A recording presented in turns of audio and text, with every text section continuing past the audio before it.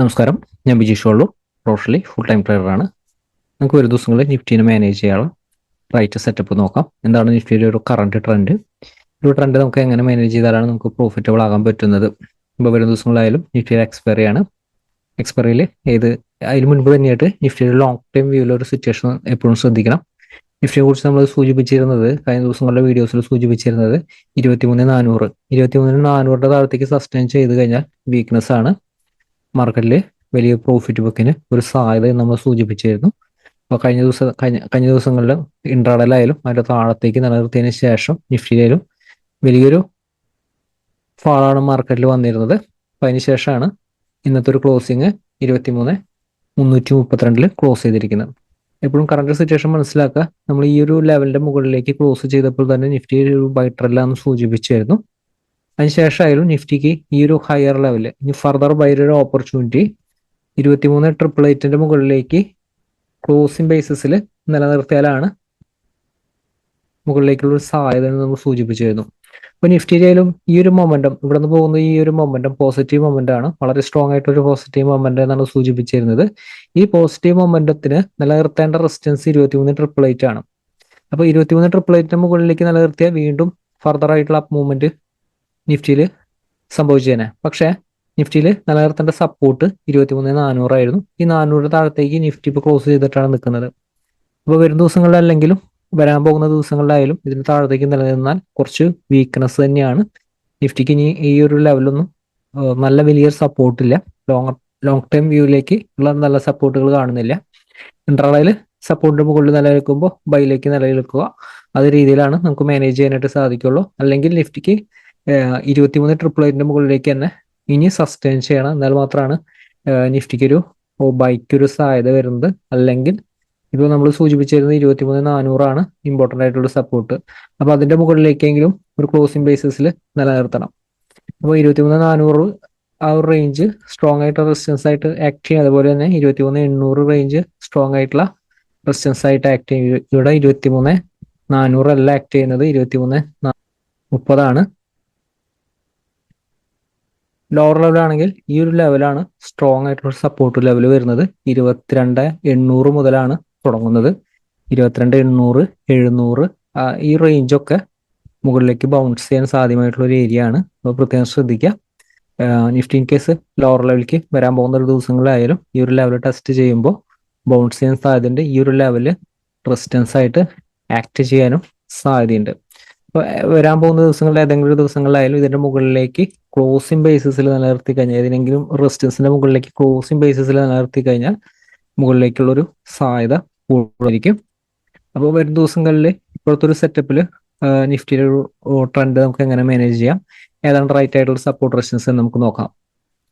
നിഫ്റ്റിക്കായാലും higher level വീക്ക്നെസ്സിനാണ് സാധ്യത, profit ബുക്കിന് തന്നെയാണ് സാധ്യത കാണുന്നത്. പക്ഷേ ഹയർ ലെവൽ റെസിസ്റ്റൻസ് 23,410 ആണ്. 23,410 മുകളിൽ സസ്റ്റെയിൻ ചെയ്യുമ്പോൾ ബൈക്കാണ് കൂടുതൽ ഇമ്പോർട്ടൻസ് നൽകേണ്ടത്. പക്ഷേ 410 താഴത്തേക്ക് ഒരു ക്യാൻഡിൽ ക്ലോസ് ചെയ്താൽ വീക്ക്നെസ് ആണ്, പ്രോഫിറ്റ് ബുക്കിന് ഉള്ളൊരു സാധ്യതയാണ്. അപ്പോൾ in case gap up opening ആണ് ചെയ്യുന്നത്, വലിയൊരു ഗ്യാപ്പ് അപ്പ് ഓപ്പണിംഗ് ആണ് ചെയ്യുന്നത് 23,410 തൊട്ടടുത്താണ്. 410 താഴത്തേക്ക് ബ്രേക്ക് ചെയ്താൽ ഷോർട്ട്സിന് കൂടുതൽ ഇമ്പോർട്ടൻസ് നൽകുക. ഇവിടെ ഒരു മൈനർ ആയിട്ടുള്ള ഒരു സപ്പോർട്ട് ഉണ്ട് 23,375. പക്ഷെ ഇമ്പോർട്ടൻ്റ് ആയിട്ടുള്ള റെസിസ്റ്റൻസ് ഇത് തന്നെയാണ്, 23,410 ആണ്. ലോവർ ലെവല് സപ്പോർട്ട് വരുന്നത് 23,275. അത് നമ്മൾ ഇന്ന് നൽകിയിരിക്കുന്ന സപ്പോർട്ടാണ്. അപ്പോൾ നിഫ്റ്റി ആയാലും ഇന്ന് ഇതിന്റെ മുകളിലേക്ക് സസ്റ്റെയിൻ ചെയ്തിരുന്നു. അതിനുശേഷം ഒരു സൈഡ് വേസ് മൊമെന്റ് ആയിരുന്നു നിഫ്റ്റിയിൽ നിന്ന് കണ്ടിരുന്നത്. നമുക്കിന്ന് രാവിലെ നൽകിയിരിക്കുന്ന റെസിസ്റ്റൻസിന്റെ മുകളിലേക്ക് തുടക്കത്തിൽ തന്നെ സസ്റ്റെയിൻ ചെയ്തിരുന്നു. അതിനുശേഷമായിരുന്നു നിഫ്റ്റി ഒരു സൈഡ് വേസ് മൊമെന്റ് ആയിരുന്നു. ക്വിക്കായിട്ടുള്ള ഒരു മൊമെന്റം മാർക്കറ്റ് തന്നിരുന്നില്ല. അപ്പോൾ വരും ദിവസങ്ങളിലായാലും റൈറ്റ് സപ്പോർട്ട് എപ്പോഴും റൈറ്റ് ഹാൻഡ് എടുക്കാനായിട്ട് യൂസ് ചെയ്യുക. 23,275 ഹോൾഡ് ചെയ്ത് നിലനിൽക്കുമ്പോൾ ഇന്ന് പറഞ്ഞ പോലെ തന്നെ ബൈക്കാണ് കൂടുതൽ ഇമ്പോർട്ടൻസ് നൽകേണ്ടത്. ബൈ ഓപ്പർച്യൂണിറ്റി യൂട്ടിലൈസ് ചെയ്യാം.